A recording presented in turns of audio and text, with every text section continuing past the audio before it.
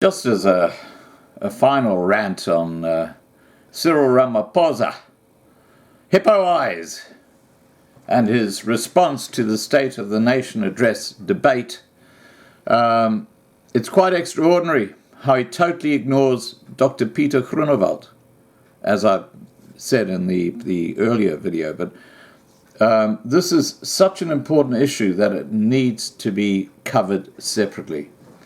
In his reply to the debate in Parliament that followed his Third of the Nation SONA address, President Cyril Ramaphosa downplayed economic freedom fighters EFF leader Julius Chicken Man Malema's accusation that the President and the ANC adopt the policy of land expropriation without compensation for votes, without meaning it.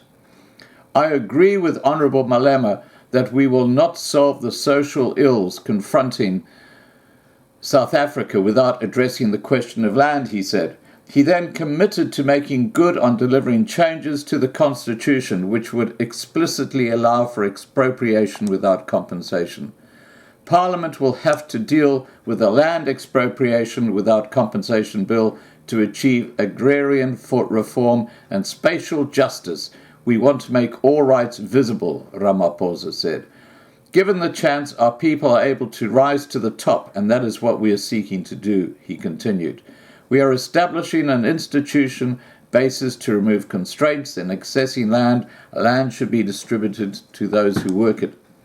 This follows Malema issuing a warning to the ANC during his debate responding to Ramaphosa's State of the Nation address that we cannot use the land question to encourage people to vote for us. It is an emotive issue, and when we speak about it, we must be meaning it, not just doing what you did to the electorate. If we do not change the patterns of property ownership in South Africa, Malema said, white people will continue to think they are superior because they own the means of production. Elsewhere in his speech, Malema issued a stronger warning.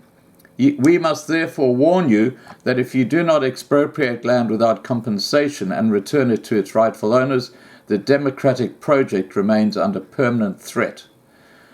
And he went on to say, our people are going to engage in an unled revolution because they will be fighting for what rightly belongs to them.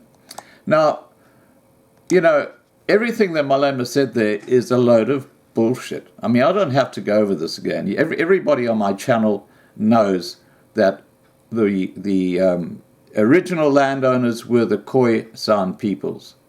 And the whites then came into the areas west of Lesotho, basically occupied that whole area.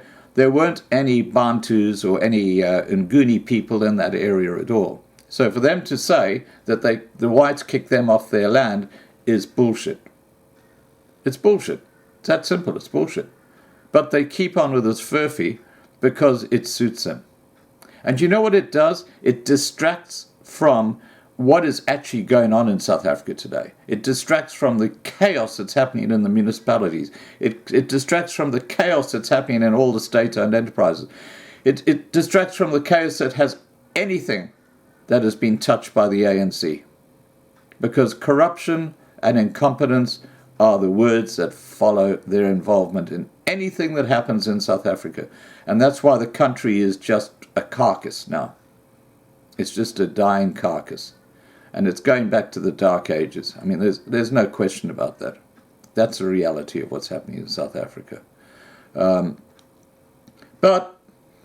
while Ramaphosa refused to address the issue of the farm murders, Ramaphosa said he has told people not to panic about the constitutional change, promising that it would not be a smash and grab attempt, and many consultations would still take place to ensure the process would not harm food production, jobs, and the economy as a whole. The president has attempted to calm investors jittery at the prospect of land expropriation on multiple occasions, pleading with groups that have been trying to warn other countries and investors that property rights were under threat in South Africa, and asked them not to panic or spread fear, but to rather embrace the positive spirit of the legislative change, which he believes could still bring benefits to the country. Now, what investor in their right mind would put 1 cent into South Africa right now? I'm sorry, I just don't see it. And once Moody's degrade the rand, which I'm sure is going to happen in the next few weeks,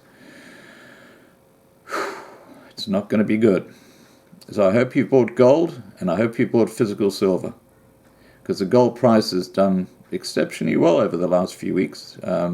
It's a very, very good way of safeguarding your assets. All right, guys, please remember to subscribe to be kept informed, and ring the bell for the updates, and have a great evening. Bye for now.